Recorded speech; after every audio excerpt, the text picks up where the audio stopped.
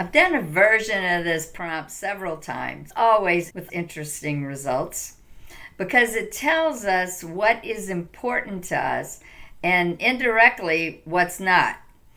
But we're not going to approach this prompt in the usual manner. This time, we turn it on its head and see what insights emerge. Hi, I'm Patricia Charpentier, and welcome to episode 117 of the Life Writers Vlog, where you can find inspiration and useful tips to help you write your life stories. As I read a book the other day, the author wrote about the annual fire safety drill her kids revisit in school each year and take home to put into practice. What should we save if the house is on fire? Mother and sons faithfully execute the drill. Take a pillowcase off your bed, fill it with your valuables, and meet outside the house at a specified location. I remember fire drills at school, but it was about getting out of the building in a calm and not too chaotic way. We never broached that subject at home. I loved fire drills. They got me out of Mr. Aguilar's boring algebra class. A couple of times I've given the prompt, what would you grab if your house was on fire? The first thing I said was my laptop. At the time I gave that prompt, I don't think cloud backups were a thing. Later, I realized I hadn't included my husband, Bob, in what I would take out of the house. I felt bad for a minute, but justified my oversight by saying he could get himself out of the proverbial house fire. But this time, we're not taking that path. Today, we are going to write about what you would leave behind, what you would not grab if your possessions were being eaten up by the flames. As many of you know, I am a big fan of making a list as a way of brainstorming before you ever start writing sentences and paragraphs. When you make a list before you start writing, it takes the pressure off of having to write something that's good. It's just a list, no performance anxiety involved. Also, it's a great way to generate many story topics you might write about at another time. I'm going to put 3 minutes on the clock, and I want you to start making a list of all the things you'd leave behind if your house were on fire.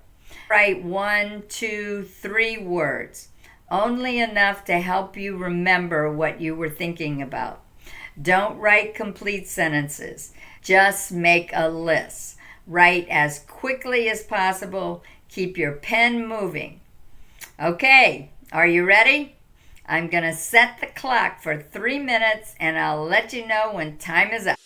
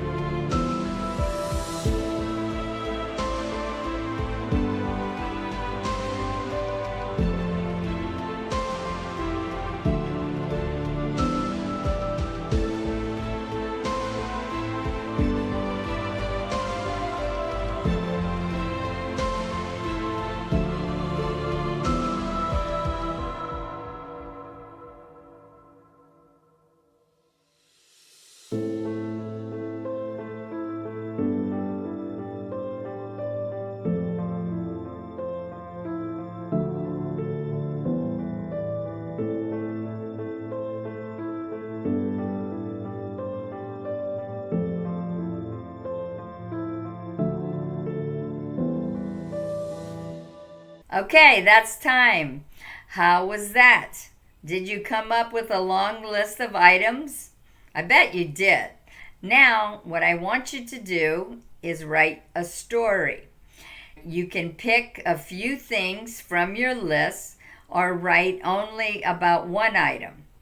Write what the item is and why you would leave it behind.